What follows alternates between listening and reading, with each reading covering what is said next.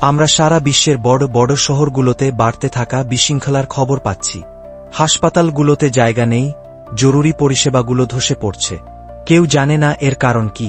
আমরা ভেবেছিলাম ভাইরাসটাকে বুঝে ফেলেছি, কিন্তু আমরা ভুল ছিলাম।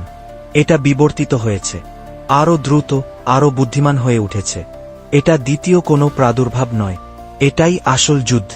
ওরা শুধু আক্রমণ করছে না, ওরা সমন্বয় করছে, তরঙ্গে তরঙ্গে এগোচ্ছে, বের হওয়ার পথ কেটে দিচ্ছে, আমাদের ফাঁদে ফেলছে। এটা আর বিশৃঙ্খলা নয়, এটা কৌশল।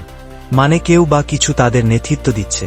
আমরা এখন শুধু সংক্রমিতদের সঙ্গে যুদ্ধ করছি না, আমরা বুদ্ধিমত্তার সঙ্গে যুদ্ধ করছি। তাহলে আমাদেরও আরও কঠোরভাবে পাল্টা আঘাত করতে হবে। তাদের নেতা খুঁজে বের করতে হবে, তাকে ধ্বংস করতে হবে। আর থামা যাবে না যতক্ষণ না শেষ জনটা ছাই হয়ে যায়। আমি দেখেছি পৃথিবী কেমন লাগে যখন আশা হারিয়ে যায়, যখন শহরগুলো আমাদের চোখের সামনে ভেঙে পড়ে। কিন্তু আমি এটাও দেখেছি, মানুষ তখনও দাঁড়ায় যখন তাদের পালিয়ে যাওয়া উচিত ছিল। আর যদি একটুখানি হলেও সুযোগ থাকে, এই পৃথিবীর অবশিষ্টটুকু বাঁচানোর সুযোগ, তাহলে আমি নরকে পা দিয়েও তা অর্জন করব।